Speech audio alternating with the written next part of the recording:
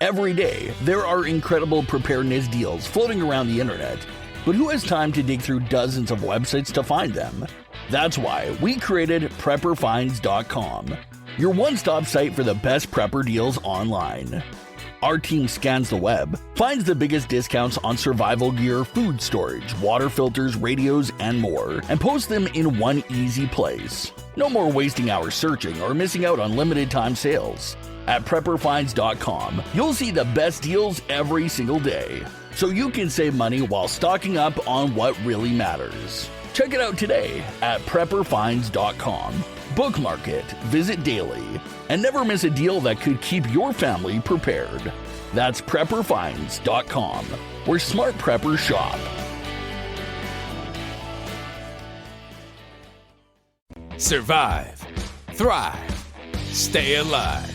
It's time to get prepared with the Prepping Academy podcast.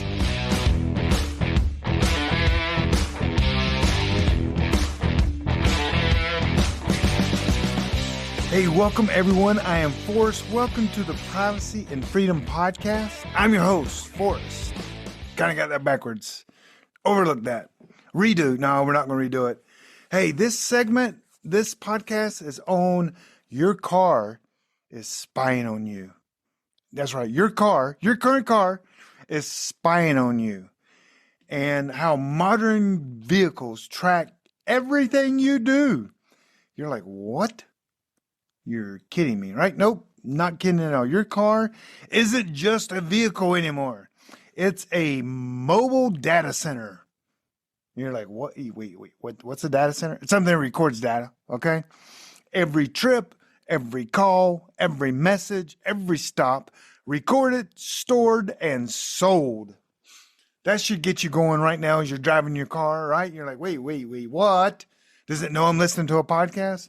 It does. It knows you're listening to mine, and it's going to give you a 5-star rating for that. So your car. So what is it? How does it record it? Forrest, tell me more. Now, if you got a car built in the 80s, forget it. It's not recording you. You know that. But if you're driving a car in the 80s, either you have a classic or you need to get I'm just saying, maybe a better job. I don't know. Trade up or something. It's time to trade it in.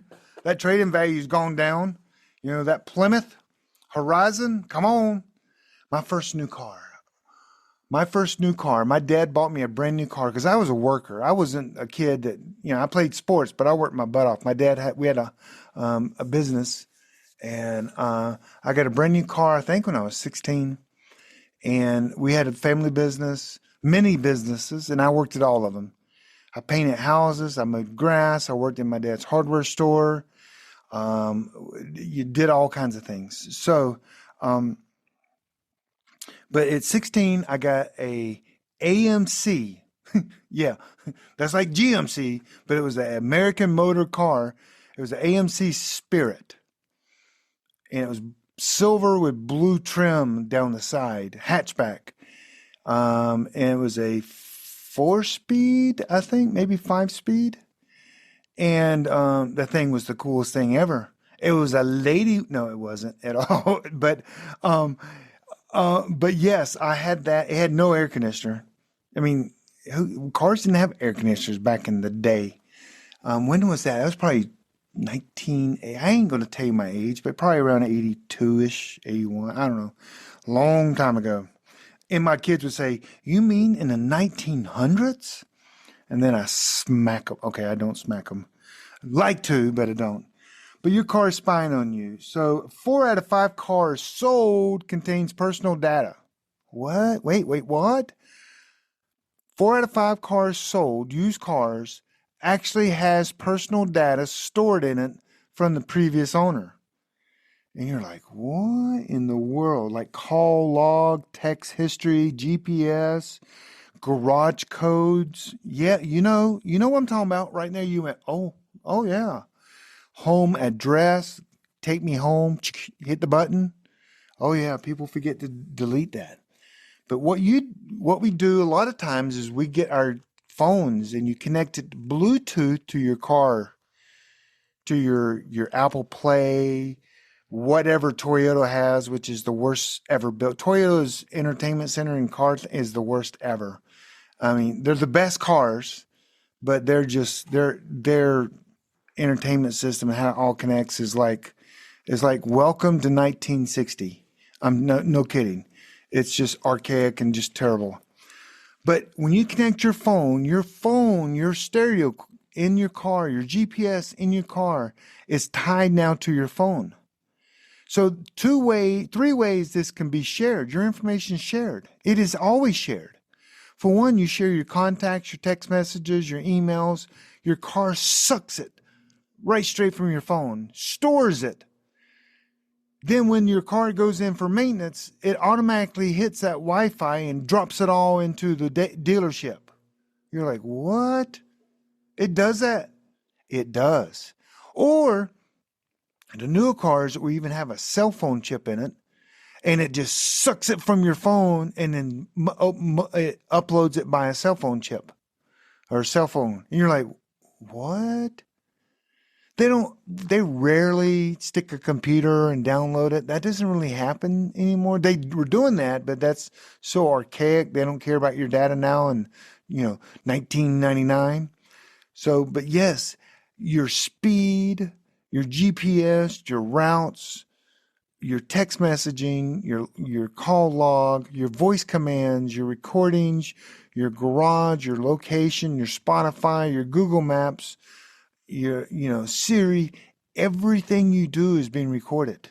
It's another way it's being recorded is if you have the device, your phone connected to your media center in your car, and your car doesn't have let's say like a hidden Wi-Fi network, or it doesn't have that hidden cell signal or that it can send out.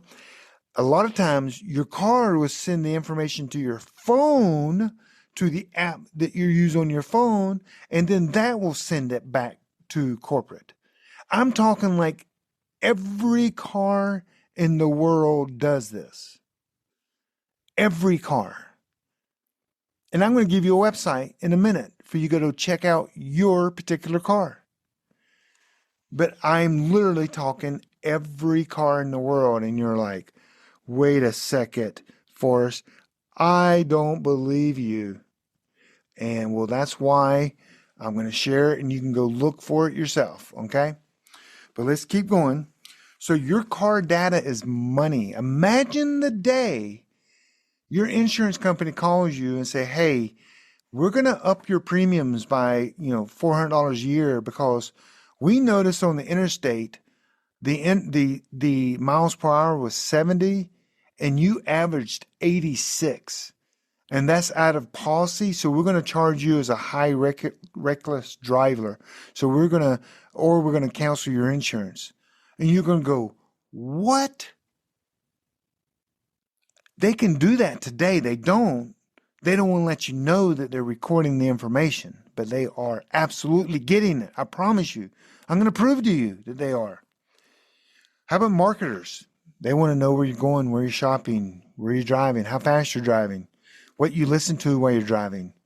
I mean, all this information can be sold, and it is sold every single day. And you're like, okay, I get to listen to Spotify through my stereo system. I get to listen to the Privacy and Freedom podcast. Wait, no. Yeah, you need to listen to that. Okay. So, 30% of all automobiles sold in the United States have cybersecurity incidents. Meaning, so you sell your car, it goes to a dealership, someone buys it, someone can download that information, use that information. That was a data leak. That's considered a data leak. Your personal data leak, but imagine all the texts of your family and friends that they got as well. So, car companies, they're trying to get car companies to reset that, but they don't.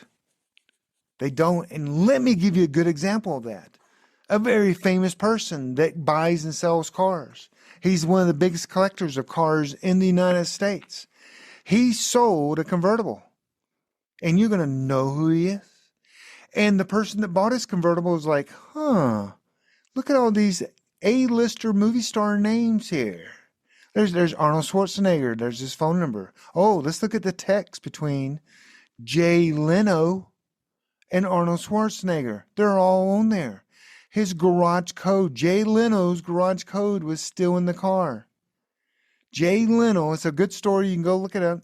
Sold a car, went to a dealership. This gentleman bought it and had all of Jay Leno's contacts, phone call messages, or, his phone call log, his emails, his text messages, even his garage door code was still in there.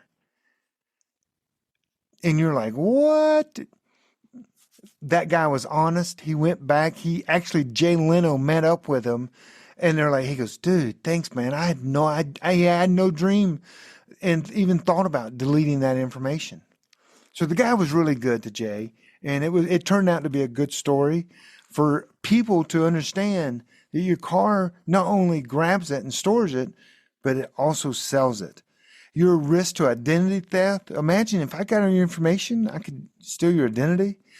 Oh, what if you sold your car to me, and then I use your computer inside the car, or you bought my car. Yeah, rewind.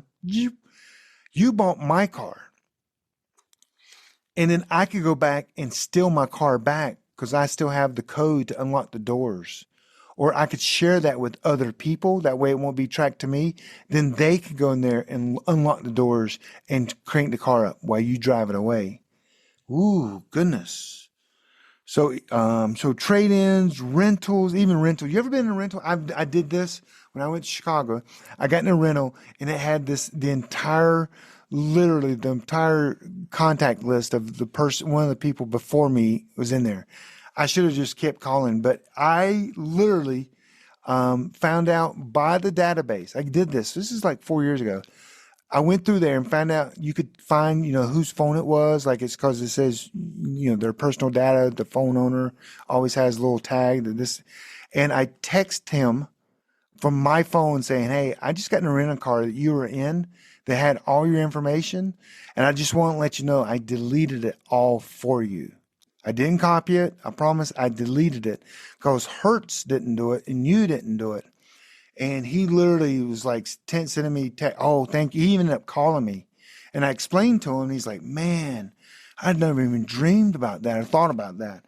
So I just thought I'd make a friend one day and do something nice. And I did. And he was very appreciative because I would want someone to do that for me. So how can you fight back? You got to take that phone and throw it in the bottom of the lake. No. And you go wire. Get a wire phone. No, that's not it. You just got to think through it. Don't connect your phone to your media center. I mean, you may have to use wireless, headphones to be hands-free and not use the audio. I'm sorry, but stick one in your ear so you can get your driving directions. Privacy and freedom is not always easy. It takes work. It takes some getting used to workarounds. But if you do connect it, I know that people that with Teslas and they'll go in and take that cell phone chip out, so it can't call. I've seen you can go on the internet and see that people take or disable the Wi-Fi system sometimes. But don't pair your phone to your car. Read your privacy policy statement from your car. Another way is a decent way. I trust the people. I'm going to give you a website. I trust this guy. I think his name is Andre. I trust Andre. I've interviewed Andre in a podcast. It's in my privacy course. I actually interview him and ask him all the questions you would want to ask in my Disappear on the Internet course. He created a site. You don't have to stop your car, but it's called privacy for cars.com. Privacy for so privacyforcars.com. You can go there, not while you're driving. And there's a place on here that you can go to it says for consumers, Vehicle Privacy Report. You click on that. It opens up a new page, and you go out to your car and you put in your 17-digit VIN, Vehicle Identification Number. It's not private. You're not giving information away. The dealers have it. The DMV has it. Your auto parts company also. But you put in your 17-digit NIV. It's up in your front dashboard. Stand outside your car and look down at your dashboard. You'll see it. Or usually in your driver's door. So anyone can see it. They can stand outside your car and see the VIN. You put that number on this page that you just clicked to, and you put your number in there, and it will tell you what information is being recorded, if they're selling your data, if they have a Wi-Fi system, how they get the information. It'll say through the app, through a Wi-Fi, through a cell phone. Do they sell your data? Everything you need to know about the data in your car, this website will tell you by your VIN number. That can give you kind of a head start, and you can go, oh, gosh, it's tracking everything about all the information. And it's got Wi-Fi built in. That means every time you go to a dealership or other places that they could download that, they download it and then they store it and they sell it. Or they send it through cell phone, or they send it through the app you connect through your Bluetooth. But you can go to that site, Privacy for Cars. Andrea is the guy that has put this together. He's a great guy. If you join my course, you can definitely listen to his interview. But once you do that, you can see all the information about your car and what your car collects and how they sell it and what they do and how long they've been doing it. Then they also have a form that you can then send to your automobile maker that they will send on your behalf. So you fill out this form saying, my name is Tom, and I don't want you to collect my data or sell my data. And they're supposed to honor that. But they have the form, they got it all set up that you can send them for them to stop doing that. And then you can become an advocate for Privacy for Cars. And you tell them Forrest sent you from Garvin Academy. But you become an advocate and you tell others. And then at some point, so many people will do this, the car companies will go, okay, we've been making money. We've been making tens of millions of dollars doing this, but everybody's catching on. And maybe there'll be some legislation passed that will stop this from happening. Maybe this will only start with you. The car dealers are not going to do it. The mechanics are not going to do it. The car makers are not going to do this. This has to be grassroots. No, the company's buying the data. Your insurance company's not going to do this. It has to be grassroots, us complaining about this and stopping them from getting our data. And then you become an advocate. You don't have to dress up in a costume and hold a sign on the street corner. You just go around and tell your friends, hey, your car's recording everything you're doing. Be careful. And then they'll go, what? And then you share Privacy for Cars. It is a nonprofit, I believe, Privacy for Cars. I can't remember. It was over a year ago that I interviewed him. Great guy. And he's working with dealerships. He's working with wholesalers. He's working with everyone to get this, so to protect people's information. And I'm pretty sure this is I'm on their website right now looking. Let me look here in About Us. It should have it. But I'm pretty sure it's a nonprofit. Even if it is not a nonprofit, that's okay. They're trying to protect your privacy, okay? It's okay for a company to make a little money trying to help you out. I don't see anything about that. But they can't be making a lot of money, that's for sure. But it's been around since 2014. Andrea has been doing this. And yeah, so privacyforcars.com. And he has a whole team of people. I've seen him on TV before. They even have like logos and ways you can get involved to help this. So anyway, I hope this is helpful. I hope you understand now that, one of the places you never thought about, selling your data. Now you're like, oh gosh, I didn't even think about this.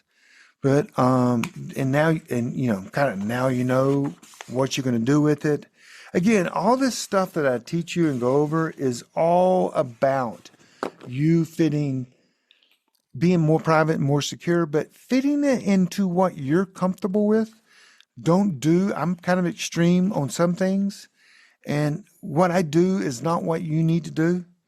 But your cars should take you places.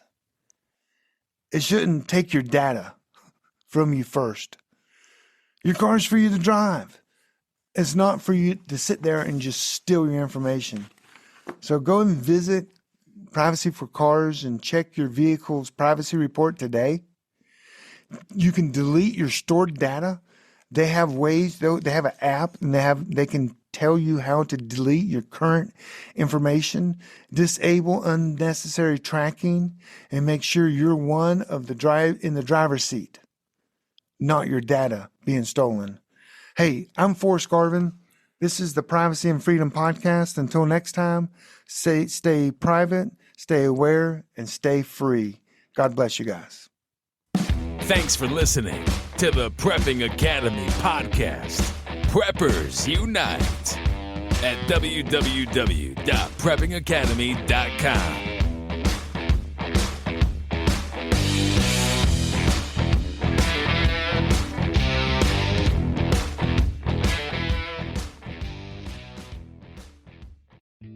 Are you a prepper or homesteader looking to connect with like-minded people in your area? Looking to start your own preparedness group? Already have a group? Well, look no further than PrepperNet. PrepperNet is dedicated to personal responsibility, individual freedoms, and being self-reliant. PrepperNet has monthly meetings in over 100 cities where you can meet and learn with like-minded people in your area. PrepperNet, where preppers unite. Find us online at preppernet.com.